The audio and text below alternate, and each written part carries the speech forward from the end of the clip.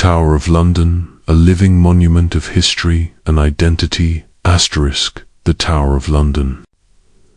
Officially called His Majesty's Royal Palace and Fortress of the Tower of London, is one of the most iconic and enduring landmarks in British history. Standing on the north bank of the River Thames, in the very heart of London, this formidable fortress has loomed over the city for nearly 1,000 years. To millions of visitors worldwide, the tower is a symbol of monarchy, medieval power, and chilling legends, where stories of kings, queens, traitors, and prisoners come to life. Its thick stone walls, turrets, and moats are not simply relics of the past, but living witnesses to centuries of triumphs, tragedies, and transformations that have shaped the story of England itself. The tower's story begins in 1066, when William the Conqueror invaded England and won the Battle of Hastings. Determined to secure his new kingdom, William ordered the construction of a massive stone fortress in London to dominate the skyline and intimidate the people he had conquered. By 1078, the Great White Tower was completed, built from Caen stone imported from Normandy. It was unlike anything the English had seen before, tall, impenetrable, and a constant reminder of Norman authority. The White Tower gave the fortress its name and became both a royal residence and a military stronghold. Through the centuries, successive monarchs expanded and reinforced the tower, transforming it into a sprawling fortress complex with curtain walls, towers, gates, and moats. By the medieval period, the tower was more than a castle. It was a royal palace, a prison, an arsenal, a treasury, a menagerie of exotic animals, and even the home of the crown jewels.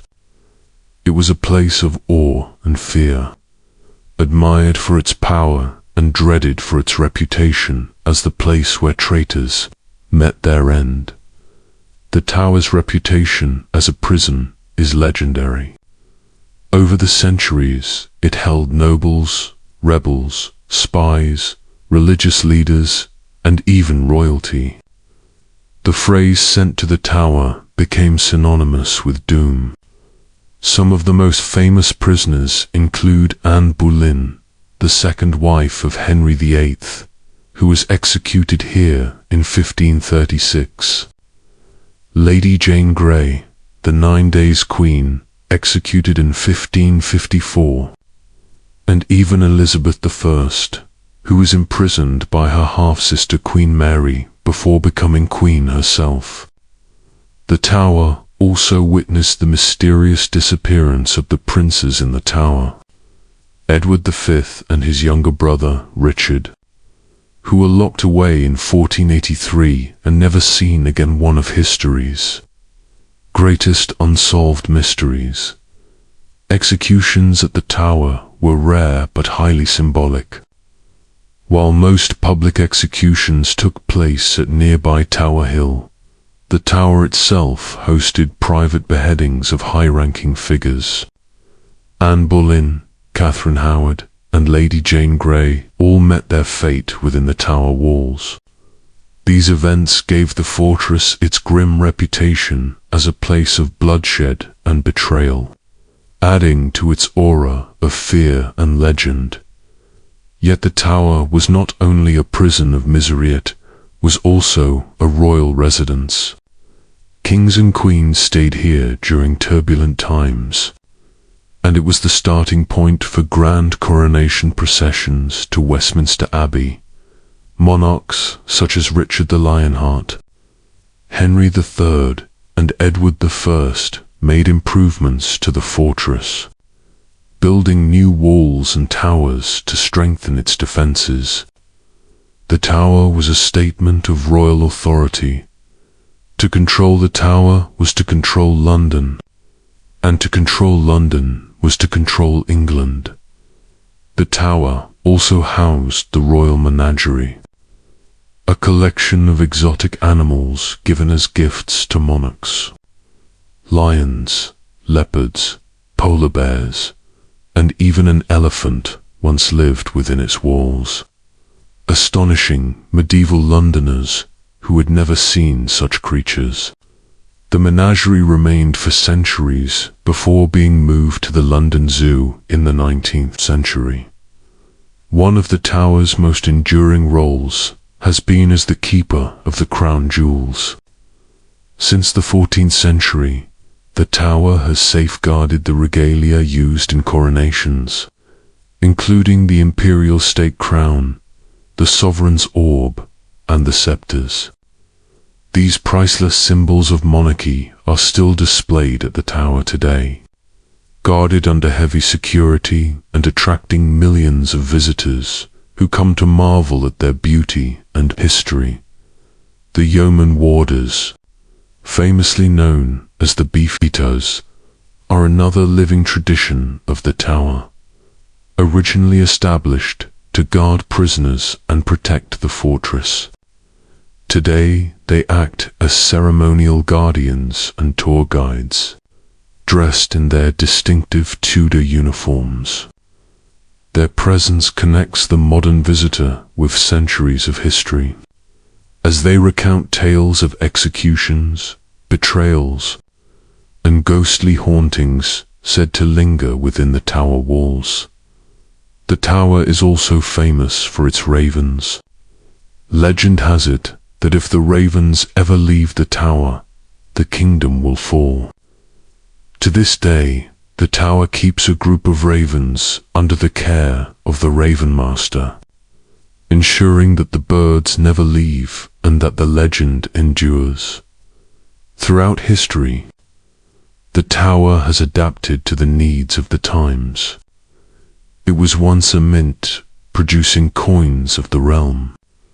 During both world wars, it was used as a prison once again, most notably holding Rudolf Hess, a leading Nazi figure. The tower's long life reflects the resilience of the monarchy and the nation itself.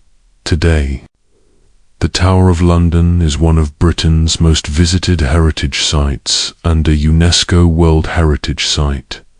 Millions of tourists come each year to explore its ancient halls, see the crown jewels, and hear the chilling stories of its past. It remains a living symbol of monarchy, tradition, and history, a fortress that has witnessed conquest, intrigue, and ceremony for nearly a millennium. In conclusion, the Tower of London is not just a fortress of stone, it is a fortress of stories. It embodies the drama of English history, conquest and rebellion, glory and tragedy, myth and memory.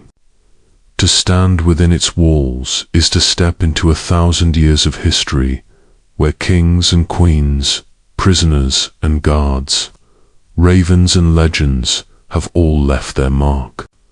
The tower remains a place of fascination and awe, a symbol of Britain's enduring heritage, and a reminder that history is never far away, lives on in the stones of the Tower of London. Asterisk, the Tower of London is not merely a fortress. It is a living document carved into stone, recording nearly a millennium of England's turbulent and fascinating history. Its construction began under William the Conqueror in the aftermath of his victory at the Battle of Hastings 1066. Determined to secure his control over a restless and recently conquered London, William ordered the building of a mighty fortress to demonstrate Norman strength. He chose a strategic site on the north bank of the River Thames, where an ancient Roman wall already stood. This was not only a defensive choice, but a symbolic one.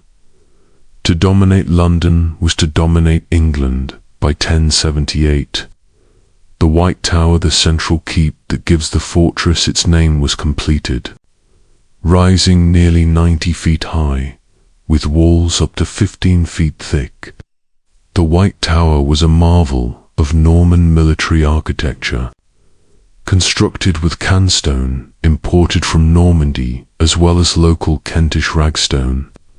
Its pale limestone facade contrasted with the darker stones of London, making it both a physical and psychological landmark. From miles away, the tower could be seen, a constant reminder of Norman dominance. The White Tower was not just defensive, it was also a royal residence. Inside were a chapel, St. John's Chapel, one of the best preserved examples of Norman ecclesiastical architecture, living quarters, storage rooms, and military facilities. The chapel, with its Romanesque arches and austere simplicity, still stands today, one of the oldest surviving parts of the tower complex. Over the centuries, monarchs expanded the fortress, turning it from a single keep into a sprawling complex of walls, gates, and towers. Henry III, 1216 to 1272, added defensive curtain walls and new towers, transforming the fortress into a palace as well as a prison. Edward I, 1272 to 1307, created the concentric defenses we see today, surrounding the White Tower with 2 curtain walls and a deep moat fed by the Thames. Successive kings added functional towers, each with its own story. The Bloody Tower, associated with the mystery of the princes in the tower. The Beauchamp Tower, covered in prisoner graffiti. The Wakefield Tower, once home to the crown jewels. And the Bell Tower, used as a prison for high-profile captives.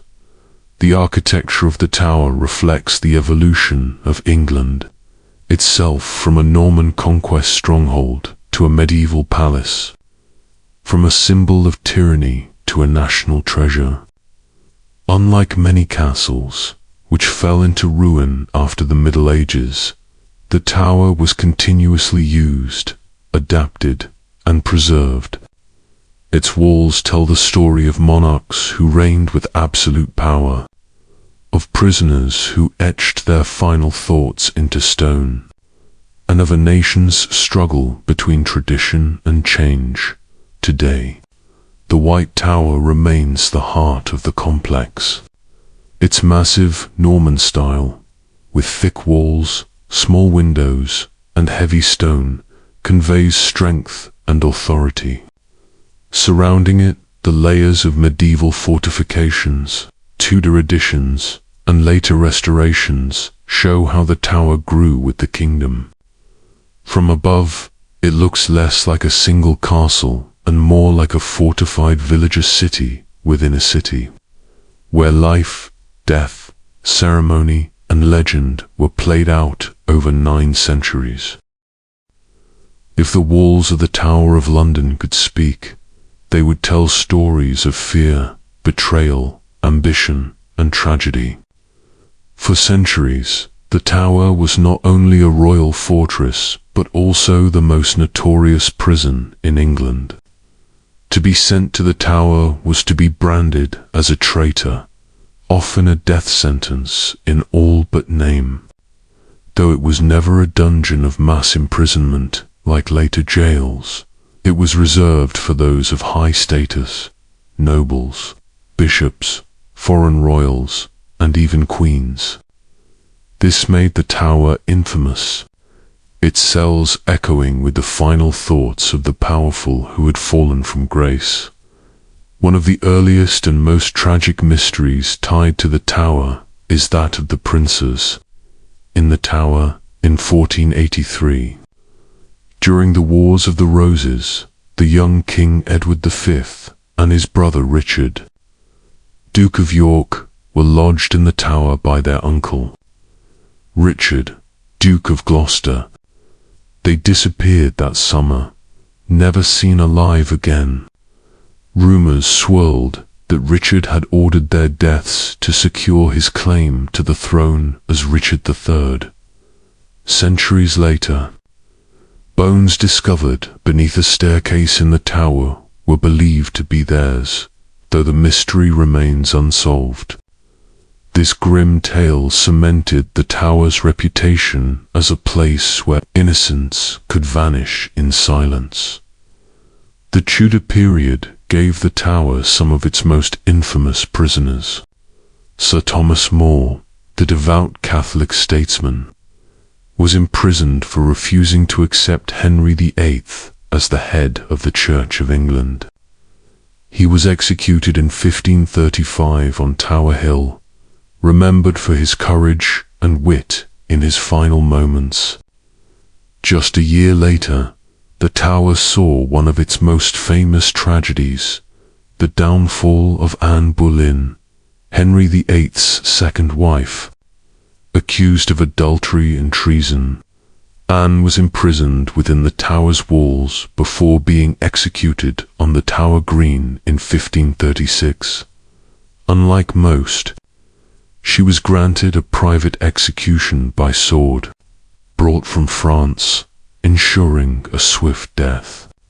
Her final words, expressing loyalty to her king, still haunt the green where her ghost is said to walk. Anne's fate was shared by Catherine Howard, Henry VIII's fifth wife, who was executed in 1542.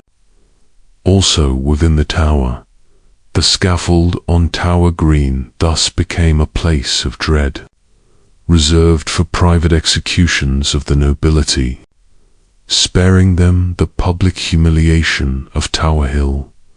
Other victims included Lady Jane Grey, the 9 Days Queen, who was deposed and imprisoned in 1553 after her brief reign. At just 16, she was executed on Tower Green, remembered for her youth, innocence, and dignity. The tower also held future monarchs. Elizabeth I was imprisoned in 1554 by her half-sister, Queen Mary I, accused of supporting Protestant rebels. Elizabeth's time in the tower was marked by fear, as she knew her life hung in the balance. Yet fortune turned, and she later became one of England's greatest monarchs. Her story is one of the tower's rare tales of survival and triumph. Not all executions occurred within the tower walls. Many prisoners, including nobles like the Duke of Northumberland and Thomas Cromwell, Henry VIII's chief minister, were executed on Tower Hill, just outside the fortress. These public spectacles drew large crowds and reinforced royal authority through fear. The tower's prisoner graffiti still survives, carved into the walls of the Beauchamp Tower. Here, desperate captives left behind their names, coats of arms, religious symbols, and final pleas. One reads, "By torture strange, my truth was tried, yet of my liberty denied." These markings are lasting reminders that the tower was not just a place of stone, but of human suffering and resilience. Even into the Stuart and early modern periods, the tower continued its role as a prison. Jesuits, royalists, and political rebels were confined here.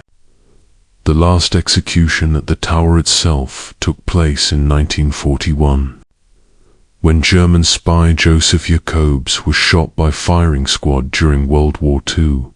In that moment, nearly 9 centuries of the tower's history as a place of death reached its final chapter. The reputation of the tower as a prison and place of execution is not merely history, it is legend. From the cries of Anne Boleyn to the whispers of the princes, The tower's grim stories give it an aura that continues to fascinate and terrify. It was never just a building of stone.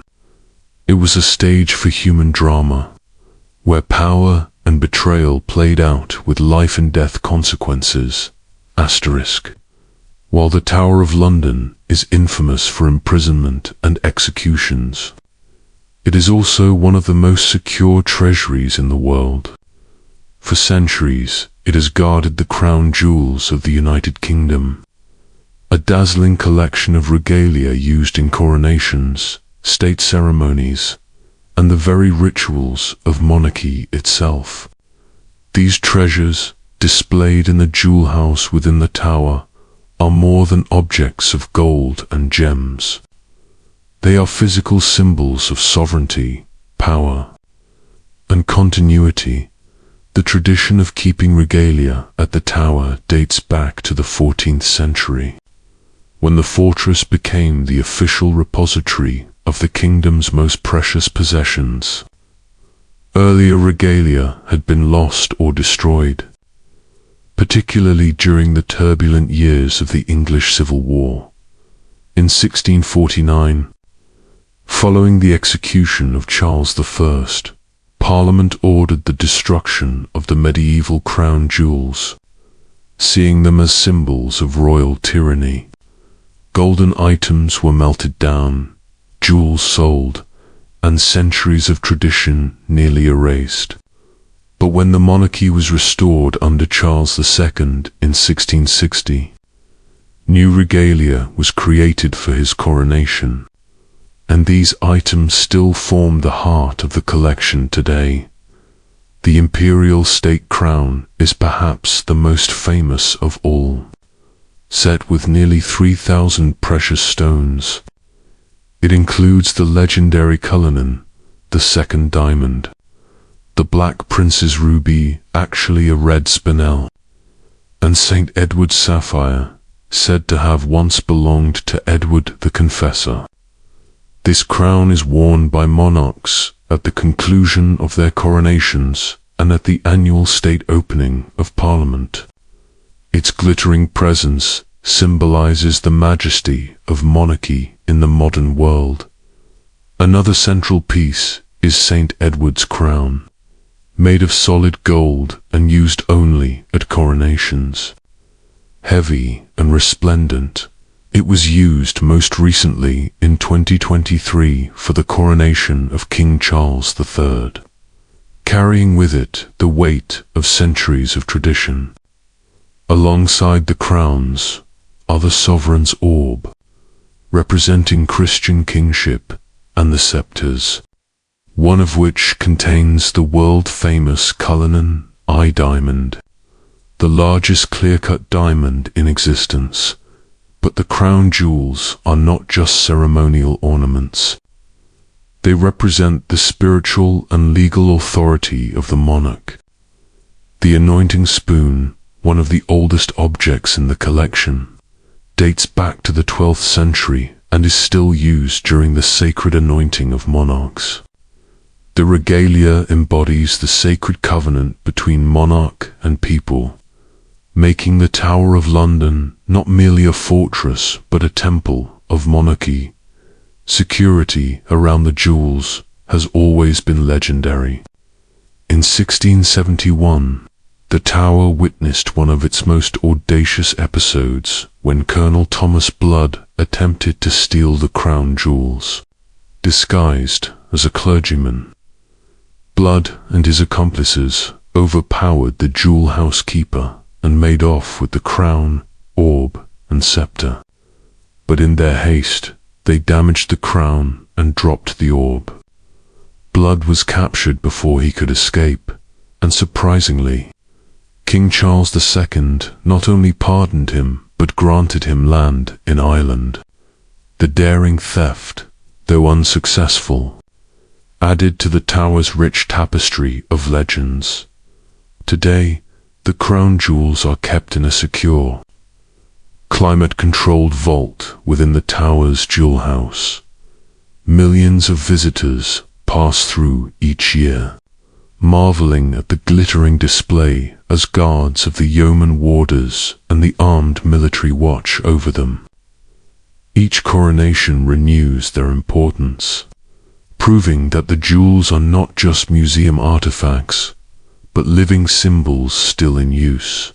The jewels, however, also carry the weight of empire and controversy. Many gems, including the Kainur diamond, were acquired during the expansion of the British Empire and remain subjects of dispute. Yet within the tower, they remain powerful emblems of Britain's monarchical tradition, connecting modern reigns to ancient rituals. In essence, the crown jewels make the Tower of London not only a fortress of stone, but a fortress of symbolism. Their beauty, rarity, and ceremonial importance elevate the tower from a place of imprisonment and execution to a treasury of monarchy, ensuring that power, wealth, and history remain visibly enshrined within its walls. The Tower of London is more than ancient walls and history. It is alive with traditions that have endured for centuries.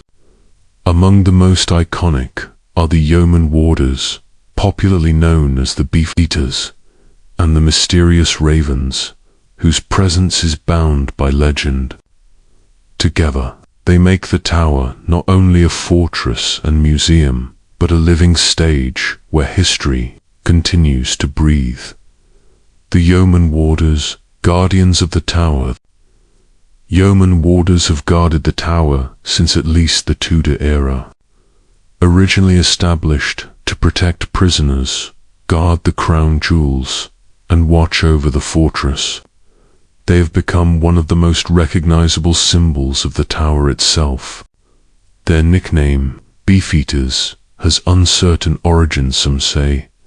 It comes from their right to eat as much beef as they wanted from the king's table, while others trace it to Old French terms for guards. Traditionally, yeoman warders were recruited from retired members of the British Armed Forces who had served with distinction. To this day, candidates must have at least 22 years of service and a good conduct record. They live with their families inside the tower grounds, making the fortress not only a workplace but also a community. Their striking Tudor-style uniforms, dark blue with red trimmings for daily wear and the elaborate scarlet and gold for state occasions, connect them visually to centuries of tradition. Today, the yeoman warders are both ceremonial guardians and storytellers. They guide millions of visitors through the tower, recounting its tales of kings, queens, prisoners, and executions with humor, drama, and reverence. Their presence makes history come alive, transforming the tower from stone into experience. The ceremony of the keys, one of the most enduring traditions performed by the yeoman warders, is the ceremony of the keys, the nightly ritual of locking the tower. Every evening, precisely at 9:53 p.m., the chief yeoman warder, carrying the Queen's now King's keys, locks the main gates of the fortress. He is accompanied by guards, and upon reaching the bloody tower archway, a sentry challenges them with the call, "Who goes there?" The answer, "The keys," is followed by the formal declaration, "God preserve King Charles." The ceremony has been carried out without fail for centuries, even during wartime and bombing raids.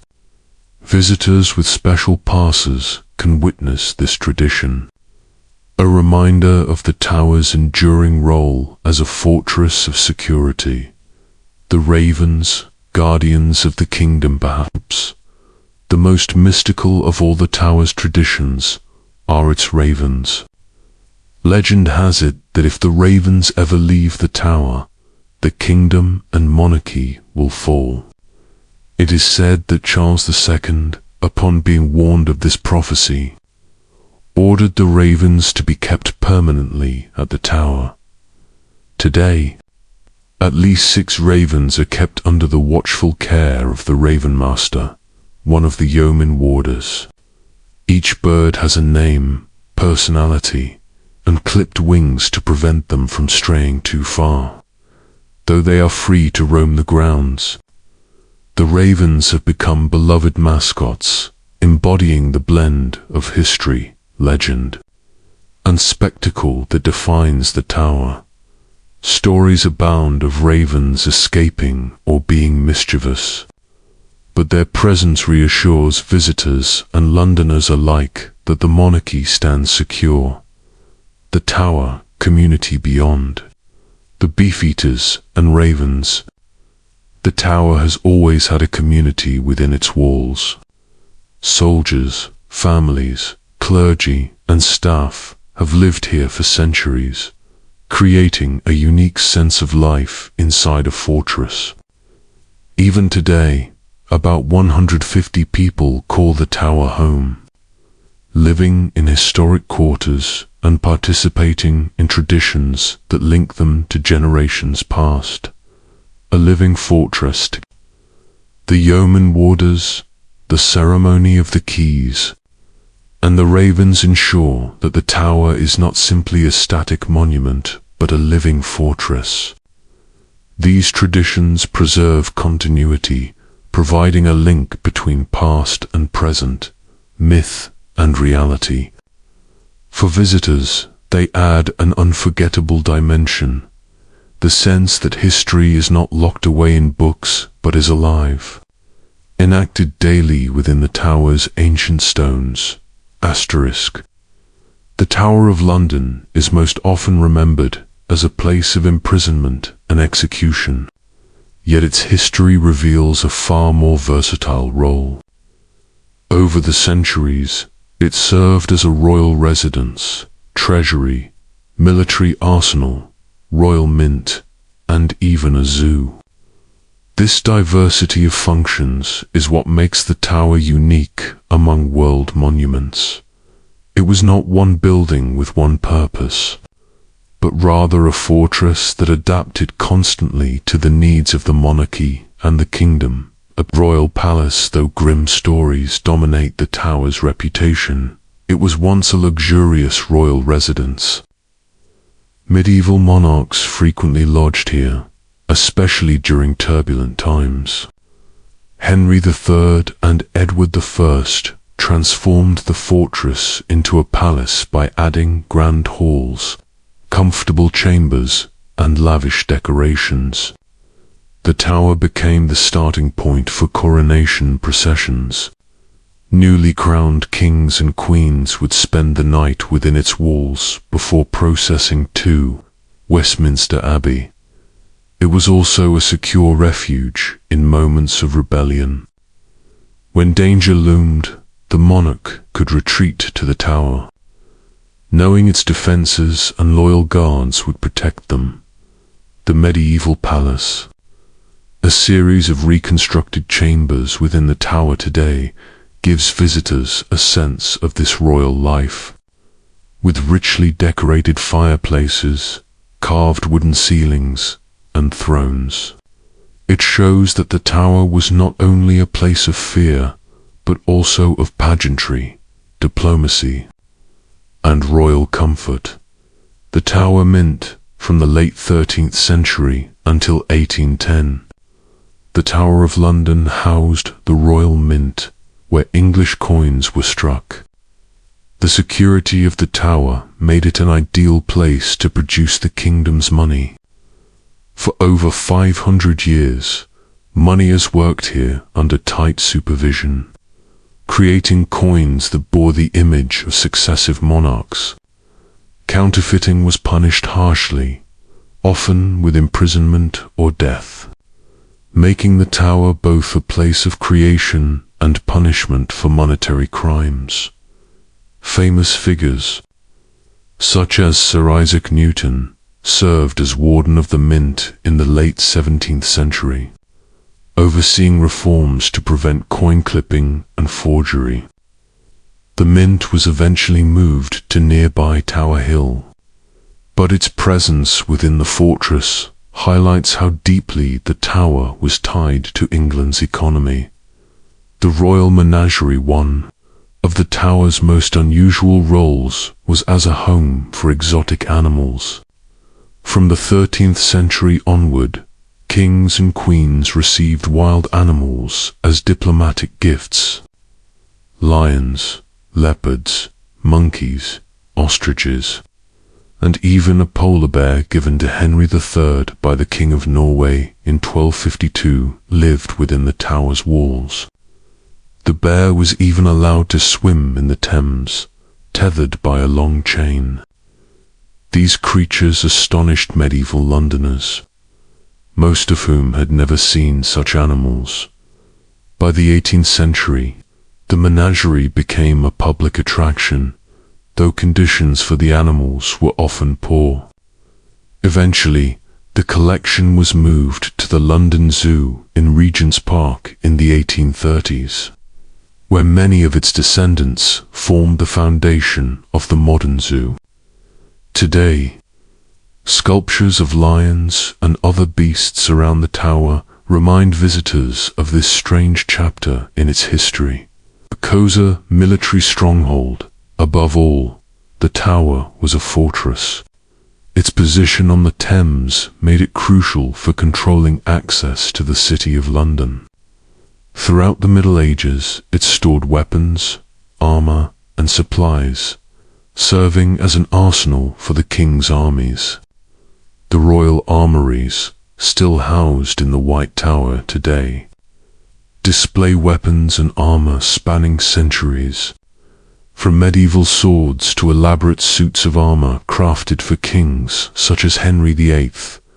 Even in more modern times, the tower retained its military role.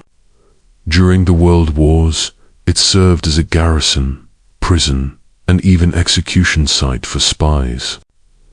Bomb damage during the Blitz scarred its walls, but the fortress survived, symbolizing resilience. A fortress of many faces, the Tower of London was never just one thing. It shifted with the monarchy's needs, transforming from palace to prison, mint to menagerie, and arsenal to museum. This adaptability ensured its survival, making it more than a ruin of the past. It is a fortress of continuity, evolving with each age while keeping its place at the heart of English history. Few places in Britain are as steeped in legend and ghostly tales as the Tower of London. With its 1,000 years of history, countless imprisonments, and bloody executions, it is little wonder that the fortress is believed to be one of the most haunted sites in the world. From tragic queens to restless princes, from spectral animals to strange apparitions, the tower is a place where myth and memory intertwine. The ghost of an Ulan, perhaps.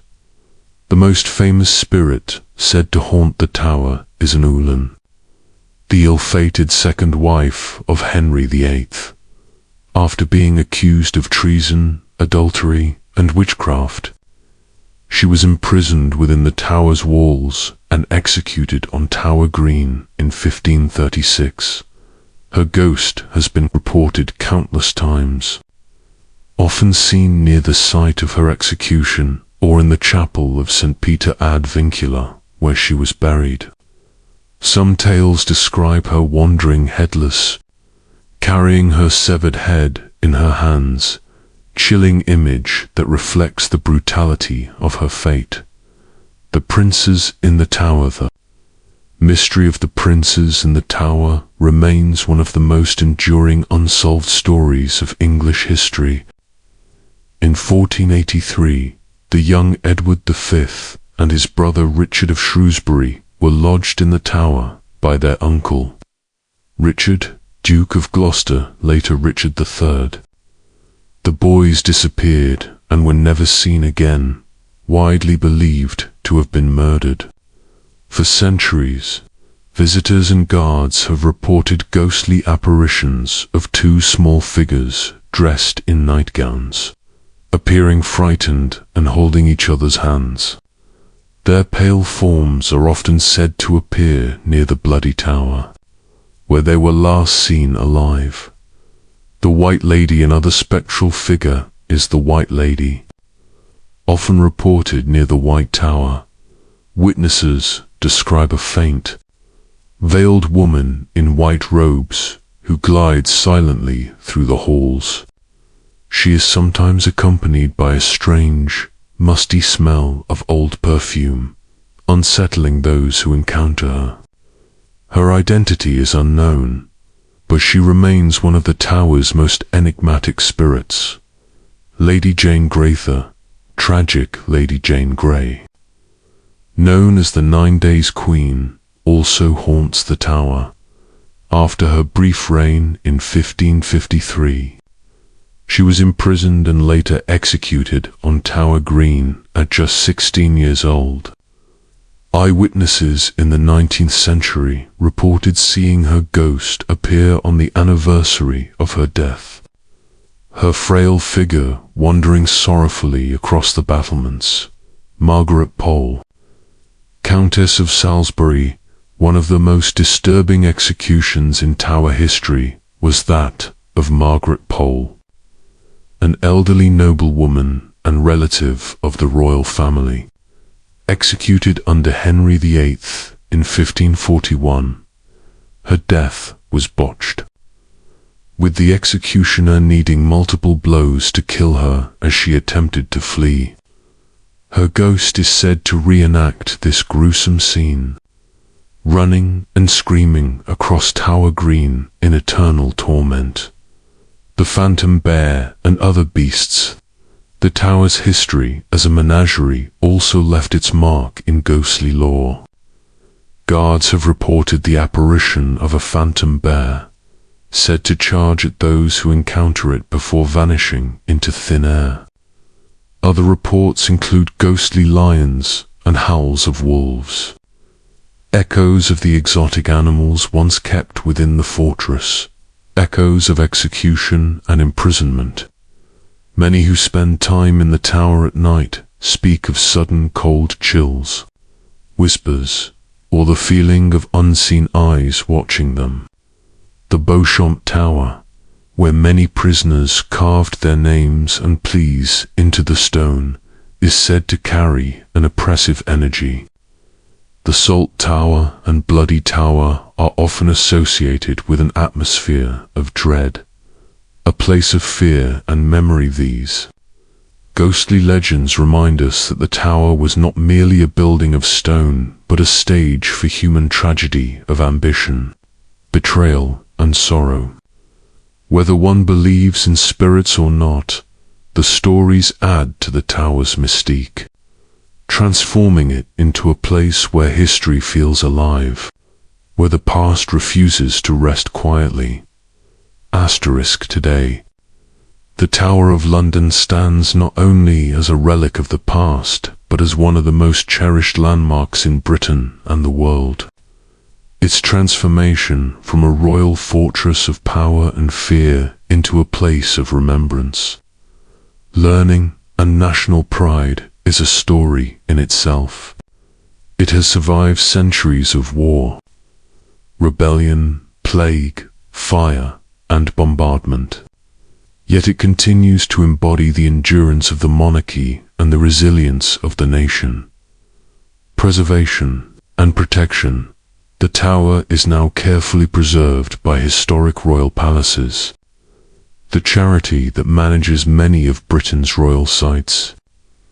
Restoration work began as early as the Victorian era, when antiquarians and architects sought to return the fortress to its medieval appearance. Today, preservation is a delicate balance between conserving its ancient fabric and making it accessible to millions of visitors. Every stone carries a story, and careful conservation ensures that the White Tower, the walls, and the towers remain standing for future generations. The tower as a World Heritage Site in 1988. The Tower of London was designated a UNESCO World Heritage Site, recognizing its universal importance as a monument of history, architecture, and culture. It stands alongside global icons like the Pyramids of Giza and the Great Wall of China as one of humanity's irreplaceable treasures, a center of tourism. Tower is one of the most visited attractions in the United Kingdom, welcoming more than 3 million visitors annually in normal years. Tourists come to marvel at the crown jewels, explore the ancient battlements, and hear the vivid stories told by the yeoman warders. The tower's exhibitions blend education and spectacle, from displays of medieval armor to the reconstructed royal chambers. Seasonal events, reenactments, and ceremonies keep the history alive, allowing visitors to experience the tower not as a dusty ruin but as a vibrant narrative, symbol of ceremony and monarchy. The tower remains tied to the British monarchy even today. The crown jewels are still used in coronations and state ceremonies. The yeoman warders continue their duties as guardians and ceremonial figures. The ceremony of the keys, performed nightly without fail, keeps alive a ritual of continuity that links modern Britain with its medieval past. In times of national celebration or mourning, the tower often plays a role, its bells tolling, its walls lit up, or its moat filled with commemorations like the 2014 display of 888,246 ceramic poppies to honor those who died in World War I. The tower in modern identity.